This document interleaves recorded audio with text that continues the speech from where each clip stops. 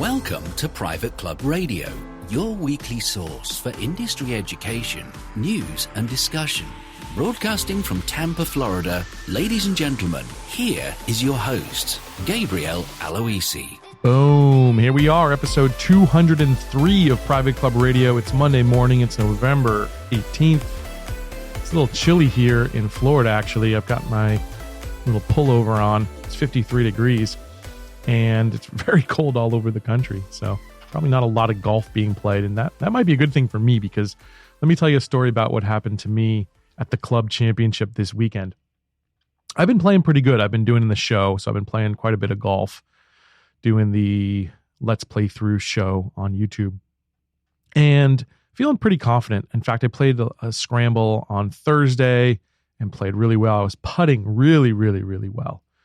So feeling full of confidence. I had a nice warm up before I teed up. I was the first tee time of the morning. So I had the 7:50 tee time at the club, and I was actually the first person to have the tee box. So I was really excited to set the tone for the tournament. Feeling really good. Get up there, put my tee in the ground, put the ball on my tee, take a little waggle of my club, pull it back, come through, boom, topped it right in the water. In fact, it's the only hole on the entire course that if you do that, it's going to go in the water. So I'm starting off the tournament hitting 3. And that was tough. That was some adversity. But the thought that kept going through my head the entire time was, you can't lose a tournament on just one hole. Everyone at some point in these 36 holes is probably going to have a bad hole. In fact, there were some really bad holes. I heard about 11s and things out there. But I just kept thinking to myself, you can't lose the tournament on one hole. On the flip side of that, you can't win the tournament on one hole. But the lesson to me is, it's about longevity. It's about continually putting out the consistent effort. You're going to have good ones. You're going to have bad ones. But you cannot let either adversity or victory really affect your mindset and the goal of the finish line. I ended up finishing the tournament tied for third, and I think I lost being in the money going to matching cards. I honestly didn't play all that great, but there was other times during the tournament where I hit one out of bounds and somehow came back and made a 5. Things like that, where you just had to keep your head in the game, because you can lose it. You can go on tilt. So I just thought that was a little lesson to share with you this morning, that if you've had some adversity, that is not the end-all, be-all. As well as if you've had a few wins, that's not the end-all, be-all. It's about the long game. So that's what I wanted to share with you this morning. We've got 2 really, really fabulous guests coming on today. We've got Steve Graves from Creative Golf Marketing, who's going to talk about their software platform to help your club and its membership retention efforts. It's a really interesting piece of software that I hope you will stick around to hear all about. And after that, we're going to have Justin Baer of MemberText, another piece of software, text platform that he's put together that will help your club when you've got natural disasters, just like when we had the California fires here that we all heard about last month.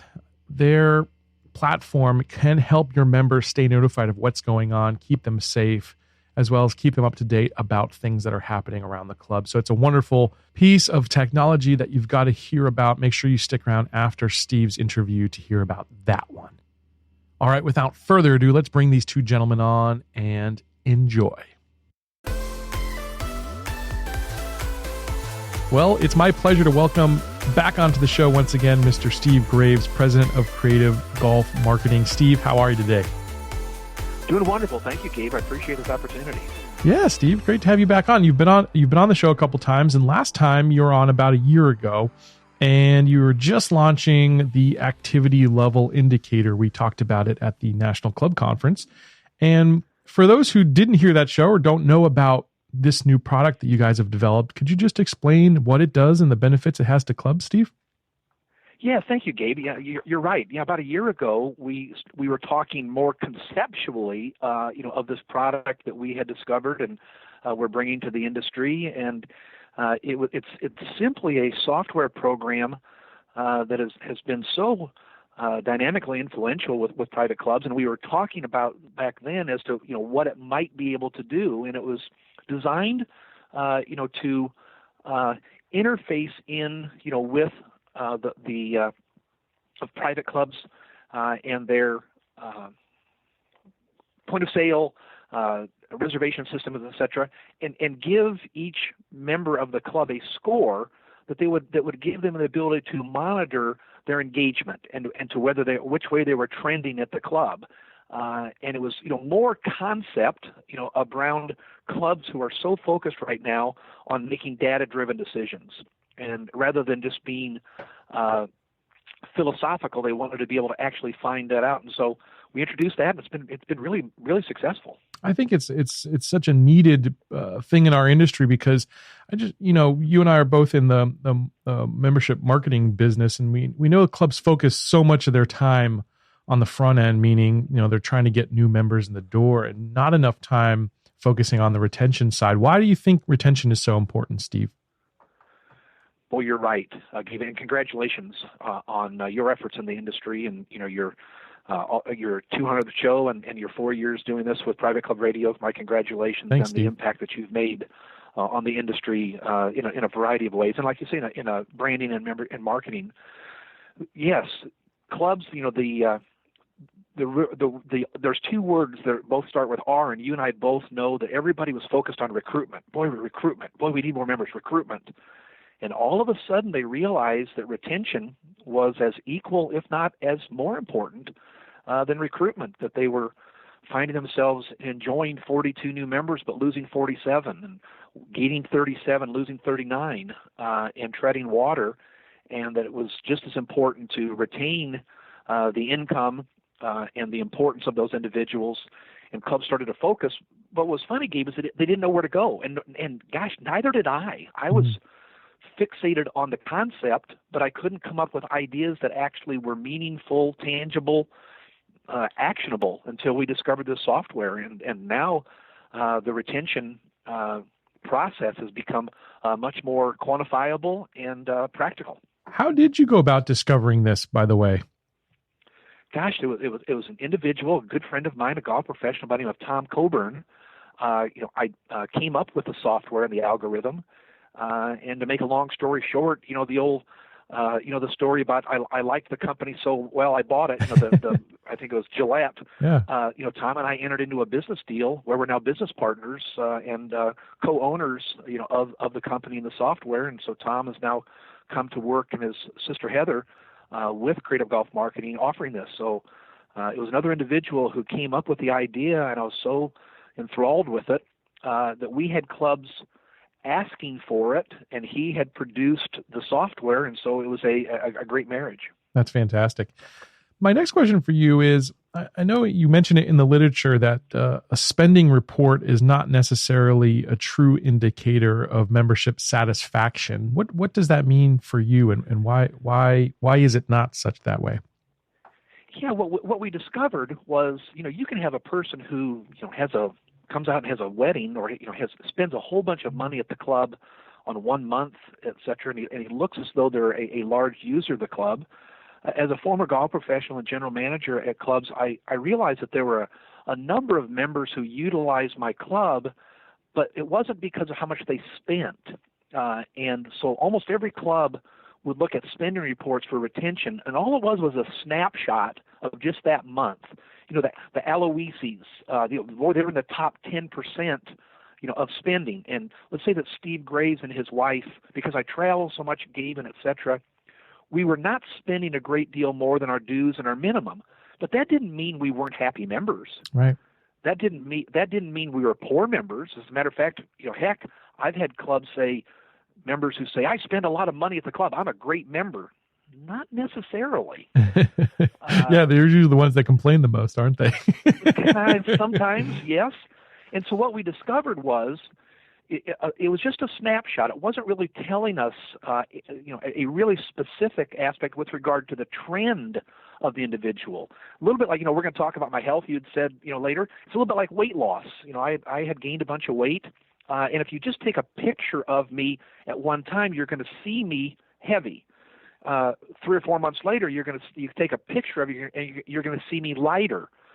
But there was a trend in between there that was subtle, that might not have been picked up on, and more often than not, it's the opposite. You're seeing a person gaining weight as opposed to losing weight.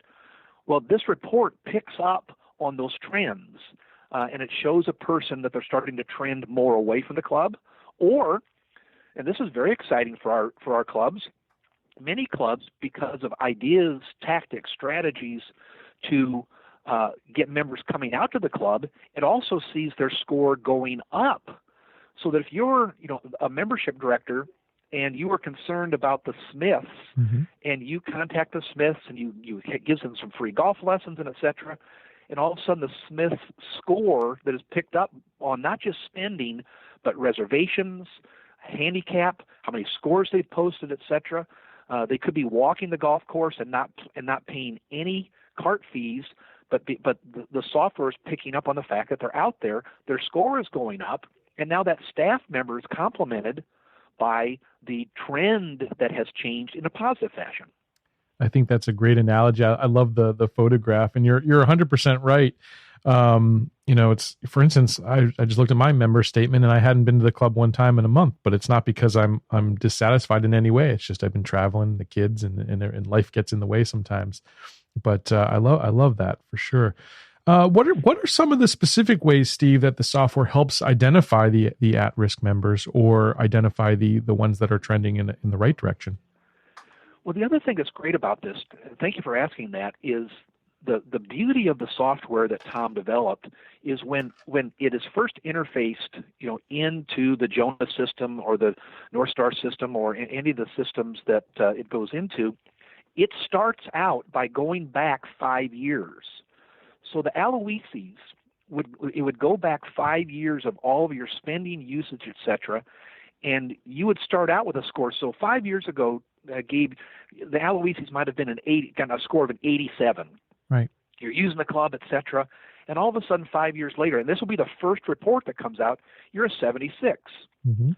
Well, immediately the club sees that the Aloises are trending away from the club. That doesn't mean you're an at-risk member, but it's something that you should now pay attention to. So the nice thing is from the very beginning, the first report that a club gets goes back, 2, 3, 4, 5 years, and has you immediately understanding the trends of a member, as opposed to, if any other system would just simply start from that very beginning, and you would have to start wondering, whether how the Aloises were trending. Interesting, very interesting.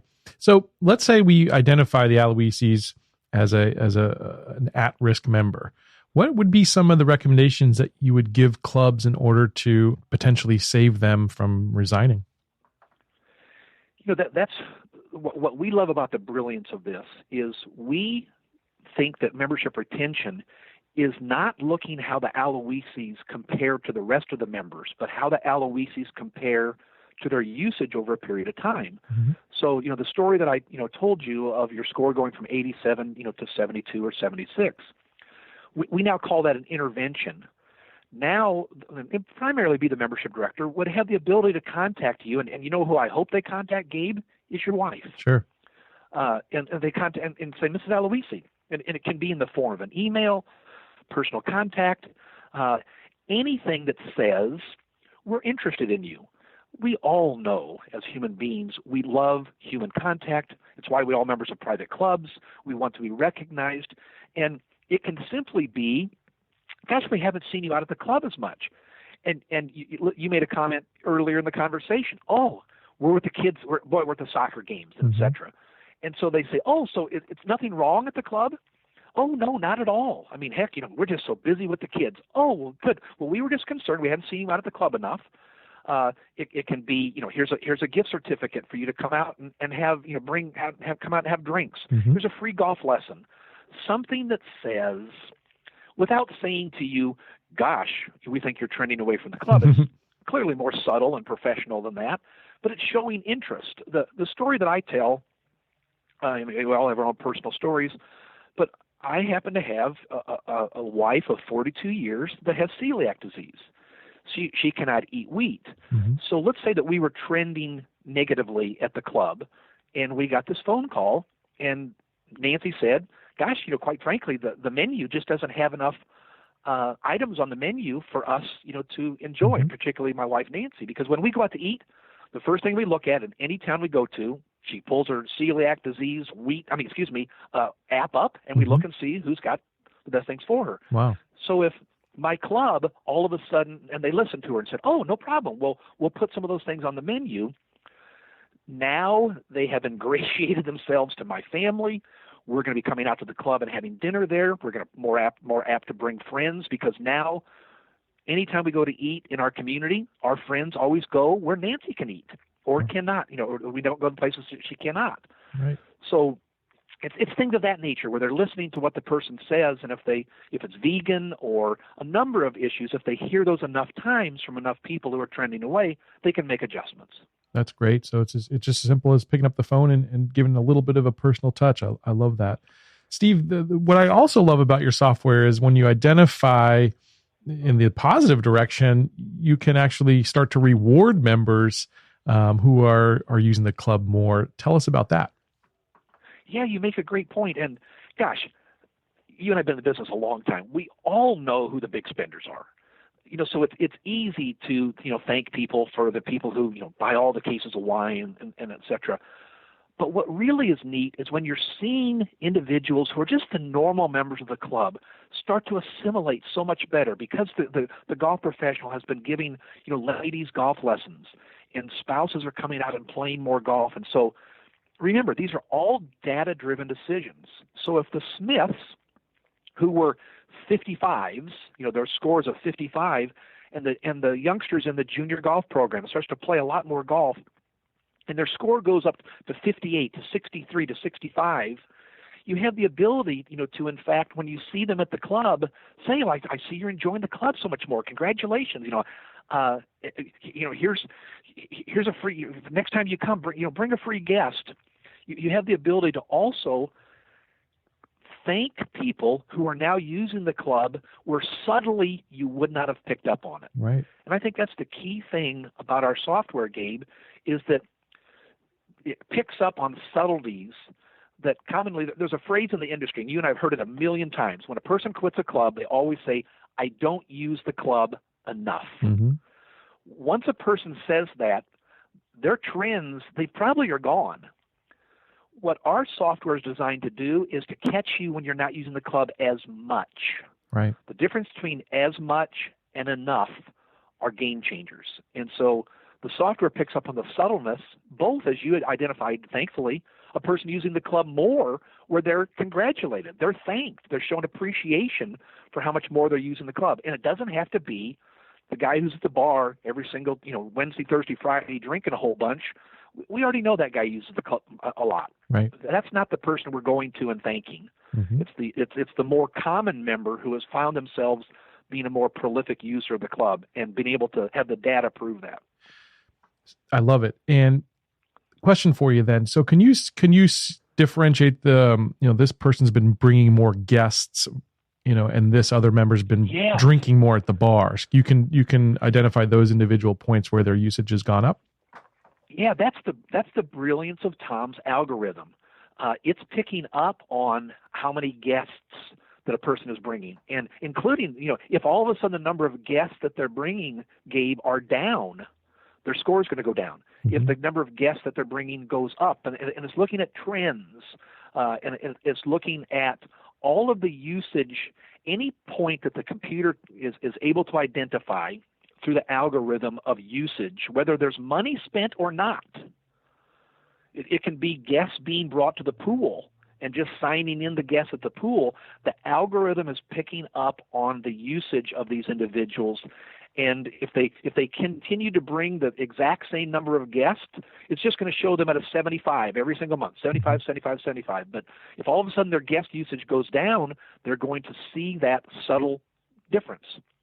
I like the fact that you have a number, because in a way it's you're kind of gamifying the process. I could see clubs using this to say, hey, on average, our members are at a 75. What can we do this month or this quarter to get our average up to 78 or 80 or something like that? And so you can actually have a lot of fun with this score. I really like the concept. Well, thank you, because that's what was the other thing. If there's a negative in here, it's that some people, if a person has, when the club gets their first report, everybody will have a score. Well, everybody goes to look and see what their score is. Well, if the Aloises are a 50 and the Graves are a 70, that doesn't mean that the Aloises are worse members. It's just that's the usage pattern that they're having. And let's say the Graves are a 70. You know what that means? We're probably playing more golf because there is a spending component. Sure. If I'm renting carts and I'm taking some lessons, etc., the only way to become a 90 or a 95 or a 100 are the golfers because. And again, obviously, we're working with the Cornell Club that has non-golfers to it, so you don't have to just be a golfer to score 100. But the more you're using all activities of the club, the more your score is going up. Doesn't make you a better member. It just tells you how much usage you're having at the club. How is this data then disseminated to the membership directors or the general managers? Is it a report they get monthly? Is it something they can pull on demand out of the system? Tell us about how that works. Yes. And listen, you and I both know this industry. Everybody wants the simple button. Everybody wants the easy button. And there are so many, every computer system, every software program, they could sit at a terminal and get all this information. Our algorithm just spits out a report every month. And so it gives 4 reports. The report of all the members and their scores. It gives a list of the negative trending members, and not just everybody who goes down from 78 to 77. It's only going to show the big adjustments. So if you've gone from a 78 to a 71, you're going to be on the report. Right. If you're 78 to 76, you're not going to be on the report. Mm-hmm. It also shows the positive trending members. From a 51 to a 59, it's going to show up on the report. For attaboys and attagirls. And the last one, Gabe, which is almost the most important report, is the new member report. That is showing on a monthly basis their scores of how they're assimilating well into the club. You and I both know that the first year of a private club membership is the most vulnerable year. Yeah. So this report is showing every single month to the membership director how these new members are assimilating, and it's pretty fluid. A new member will join a club and buy 5 shirts and a new set of irons, and all of a sudden they're a 97, and the wife says, "Hey, Gabe, our club bill is $2,000." Right. So you might go from a 97, down to a 78. Sure. So it's fluid, but it's going to show. But worst case scenarios, if all of a sudden the Aloises join, and we're into March and April, and you're a 9, you're a 12, you're a 16, immediately the club membership director is able to come and make sure you're assimilating properly. And you may be overwhelmed. You may be a little nervous about usage of the club. This report will show that. I'd love that. Talk about some of the successes you've had. I know you've had some pretty significant ROI with some of your clients and some success stories. What are some that stand out for you, Steve? Yeah, Marcus King at Overlake Country Club in the Pacific Northwest, sent us a letter that was amazing, where with the utilization of our ally report, his attrition rate has dropped from 11% to 4%. Wow. Now, 7% is an astronomical amount of I hate to monetize everything, but it's an astronomical amount of money that has been retained by people who otherwise might have been trending away from the club.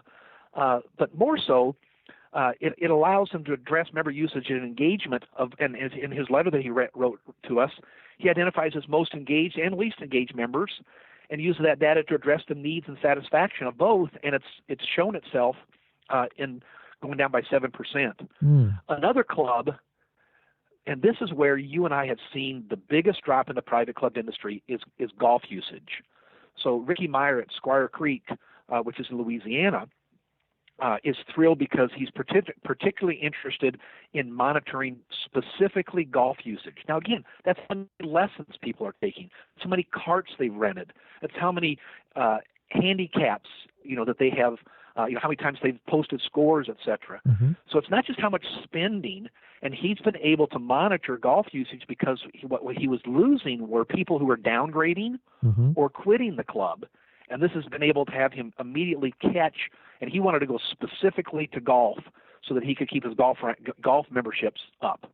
So those are 2 examples. That's awesome. And then Cornell Club, as I shared with you, no golf at all, but it has able to, drill down and personalize, at-risk members with regard to their usage, so that they can personalize, communications with them to make sure that they're coming out to the club and not trending away. I love it. That's fantastic. I think you heard you mention before, but this is a system that can kind of bolt on to what a club has, like a Jonas or a Club Essential. If you've already got that type of software, this can be augmented. What Tom was brilliant on this is it's an interface into 4Ts, their reservation system, into Jonas, into Northstar, all of the systems. It allows it to interface into and acquire that. The algorithm goes in and interfaces into their accounting system, interfaces into the reservation system, and then produces these reports. Always before, you'd have to have kind of an Excel spreadsheet that would be and analyzed from it. So this is an interface where the analysis is done by the software, producing the monthly report. Yeah, that's awesome. If folks want to get maybe a demo from someone on your team or learn more about this, what's the best way to do it, Steve? Yeah, thank you. They can contact us at Creative Golf Marketing. They can go onto our website and take a look at it. www.creativegolfmarketing.com. They can contact us here at the office at 1-800-526-8794. There is I will tell you, we'll do a private club radio special. We have a $500.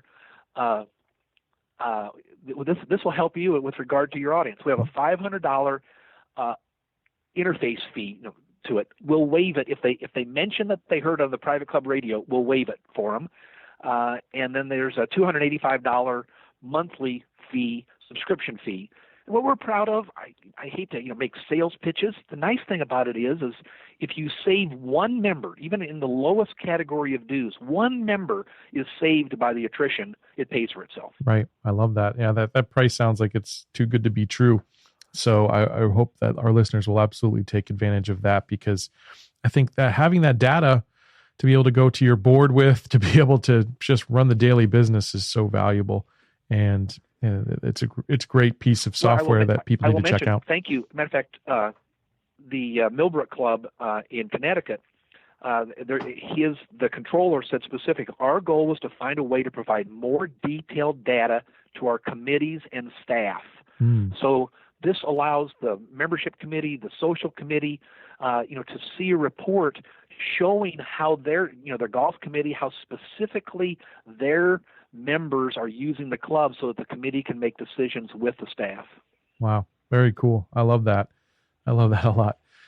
I definitely hope you will take advantage of Steve on his offer there and learn a little bit more about that software. Steve, before I let you go, though, I want to just kind of get into a couple of other topics with you. And first off, I know you just came on as education partner with the CMAA. Congratulations on that. Tell us about what you have in store with the education. Thank you very much. Yes, we are so proud to be a supporter. We've been a longtime supporter of the CMAA, and we just signed a 4-year contract with CMAA to become the education partner. We are now on the faculty of the CMAA. I just came back from Atlanta at Georgia State University the past 2 months, doing the first time ever for the BMI. They have a membership marketing module of the Business Management Institute. Cool. And it was a five-hour class where we talked specifically about marketing. And we're going to be also doing membership marketing summits, somewhat similar to what Compline and Keebler have been doing with governance summits and et cetera. We're going to be doing membership marketing summits nationwide to allow members of the CMAA to get a much more specific and deep dive into the intricacies and complexities that you and I talk about on a daily basis, and it's become so important for them with regard to that niche of education that commonly has not been quite as prolific for the general manager or the member of CMAA. So we're very proud to have been selected to participate in that relationship, and it's just started, and thrilled to have that opportunity. Cool. Can't wait to see what comes out of that, Steve. That sounds like a really nice thing. I like the idea of the membership marketing summits. That's fantastic. Last question for you on more of a personal note. I know you've gone through some pretty scary things personally in the last year, and probably folks want to hear how you're doing and what you went through and some of the lessons you learned. So if you don't mind, take us through that, Steve.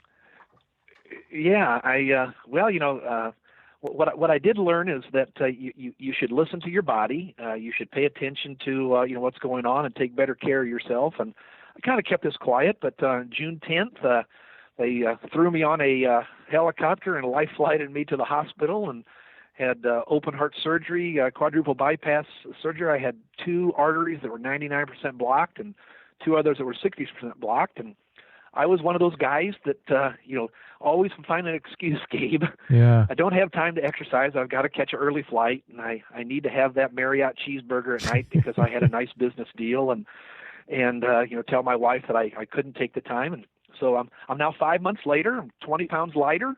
I'm exercising every day, eating a little better. I'm not going to tell you that I'm not eating tree bark, right. But I'm doing better than I did before. Do have a big scar down my chest, but I've got a new outlook on life, a lot more energy, and thank you for your concern. And I didn't die, but I was close to it. But now I have a very exciting outlook on life and exercising every day and eating better. Thank you. I got to imagine it gives you a lot of perspective. And, what would be your advice for managers out there who live the type of life that you and I have experienced all the time? What would be some of the lessons out there for managers or for other people in this industry? And what have you learned from this process? Gabe, I'm the same idiot that so many people are. And I'm just going to tell you what you and I both know. I didn't have balance in my life. And they must have balance. They've got to enjoy their family. They've got to exercise. They've got to take time. They've, got to keep away from the stress. And all of those things are so easily said. But it takes discipline, and I didn't have the discipline. As I shared with you privately, when my 2 boys and my wife, I had that cats in the cradle moment as I was going into heart surgery, not knowing whether I'd come out or not, and I certainly wasn't wondering whether I should have worked harder, whether I should have gotten on more planes. I looked my boys in the eye and told them how much I cared for them and had regret. So I'm trying to overcome that, regret by being a better father and a better husband and having a better balance. And I would suggest people, take my experience and realize it can happen to anybody, that you've just got to take better care of yourself and have much, much better balance. And I encourage you the same way. You've got a young family and you're a very successful guy doing a lot of traveling, that you make sure you have that balance in life. I've fallen into those traps myself, absolutely, and same thing with me. It wasn't as serious as your surgery, but just having my little surgery on my leg and not being able to walk, and the reason that I broke my leg was because I was out of shape and I wasn't taking care of myself. It was a little bit of a wake up call, and we all need that sometimes. But I hope folks don't have to wait for that wake up call. I hope stories like yours inspire them to make the change before they need to have that call. You know what we needed? We needed the Ally report showing our health trends. There you go. There's my segue. There's my segue. Perfect. Into my sales pitch. I didn't have that trending report that picked up on the fact that I just become fat and out of shape, and didn't have much blood going through my arteries. I can't wait to see you roll that out for the Club Spa and Fitness Association next year. I can't wait to see that software. There you go. That's a great idea. Thank you. I will do that. Thank you. Steve, once again, tell us again one more time where we can see that software you just built, the Activity Level Indicator software. Yeah, thank you. It's our ALI Activity Level Indicator software.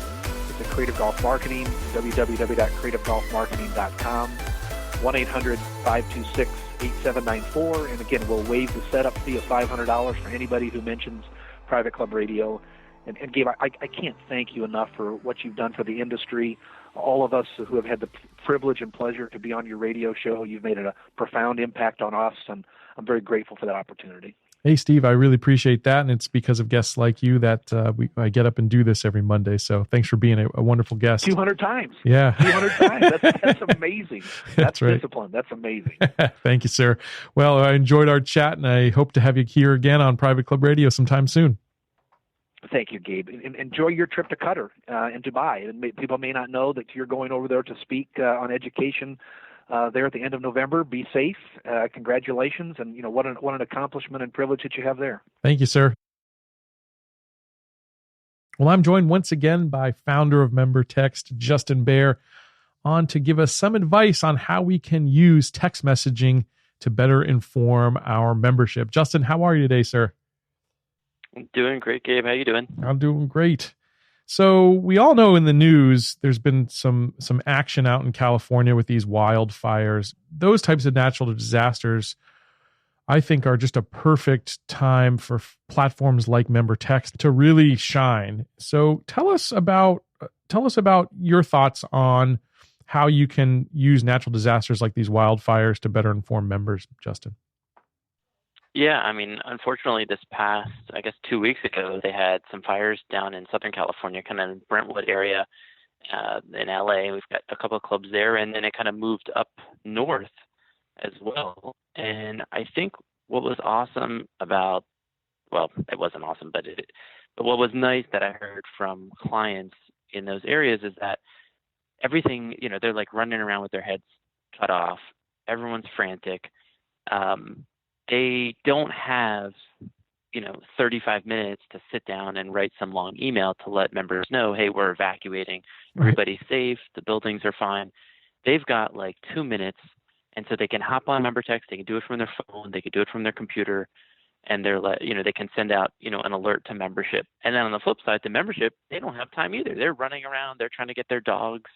I have cousins out there. They had their 3 dogs living in a hotel with them. Oh my goodness. It's like, they're not reading as much email as they normally do, but, they've got 10 seconds to just hear, in a short text what's going on and to just get a quick update. And I think we see that as a trend. It's just people, obviously in emergency scenarios, everything's kind of fast forward, but just in general, people just don't have the time. They don't want to read 800 words in an email to learn something they could have learned in 10 words. So exactly. But yeah, it's been really, it's been a great tool for them. And thank goodness, at least all our clients are safe and the clubs haven't been affected. Yeah. There's been some clubs that have had some really close scares. I think I've got one client out there and the fire was within 2 to 5 miles or something of their clubhouse. And that can be really scary. I can just imagine you're not going to be taking the image of the person running out with the desktop computer and their monitor in the other hand on the, that just doesn't happen. Right. That's cool that you can actually send these messages right from your phone. So MemberText has its own application that people can download from the iTunes store or from the Android store then? It's actually web-based. So it's a web-based application. You don't need to download any apps. Even better. But Yep. So they can obviously do it from a browser, but we do have a really cool feature that we launched this past year, which we call kind of authorized numbers. And this comes into play a lot of different ways. Most clubs kind of use it where their superintendent, who is usually not the most tech-savvy person, and they don't want to give that superintendent access to the whole list, to the whole account. What we can do is we can actually enable the superintendent's cell phone, like his or her actual number. And we could do this not with the super, but really anybody, if it's a tennis pro, or and basically give them a number and say, like, when you text this number, it's going to go out to the golf group, the golf text group. So they don't have to log into anything. Logging in takes seconds. It's very simple, but even if you want to dumb it down, even make it even faster, kind of for the emergency purposes, they could just go on. They know when you text this number, whatever you text that number is going to go out to membership. That's awesome. Yeah. Pretty nice little feature. That is cool. So you could enable just the golf professional to just be able to text the golf members, the tennis professional just do the tennis members, and so on and so forth then. That's really cool. Yeah, exactly. So obviously we're talking about disasters, but let's talk, maybe we'll end on a positive note and talk about things that could happen post-disaster. So for instance, there's been clubs that maybe their clubhouse was burned, but now they're renovating that clubhouse or they're building a new clubhouse or something like that. Talk about how you could use this platform in order to inform your membership on the improvements coming to the club, Justin. Yeah, what we hear is that usually when there's improvements, that there's other disruptions at the club that happen, and things open. Hey, we're going to open our pavilion for lunch, but we're going to close our main dining room. As they kind of get up to speed and open at 100% capacity, there's always kind of these disruptions, and just keeping the membership notified and updated. That's all they want to know, right? They just let me know what's going on at the club, where I can eat, where I can't, what I can do, where I can't go, how are things going. You can send photos of the renovations as well. So I think it's it's super simple. And also, as winter's coming now, I'm getting a lot of disruptions. Obviously I'm in the DC area. Mm-hmm. They closed our North Course. Now they're closing, 9. Every day it seems like something's happening, and right. They're keeping members up to date. That's awesome. And then it'll be nice in the spring when they're going to be reopening, and you'll get all those text messages as well, I imagine. Exactly. That's when it gets exciting after you've had 4 long, cold months, in mid-Atlantic or whatever. Justin, it never ceases to amaze me, the use cases for MemberText. I really hope that folks will check it out. Tell us your website once again, Justin, where they can learn more and get a demo. Sure. It's membertext.net, membertext.net. And you can always call me or text me, 410-935-1999, 410-935-1999. We can get you set up with a demo and show you how some other clubs probably in your area are using it. But yeah, give us a buzz, and it's inexpensive.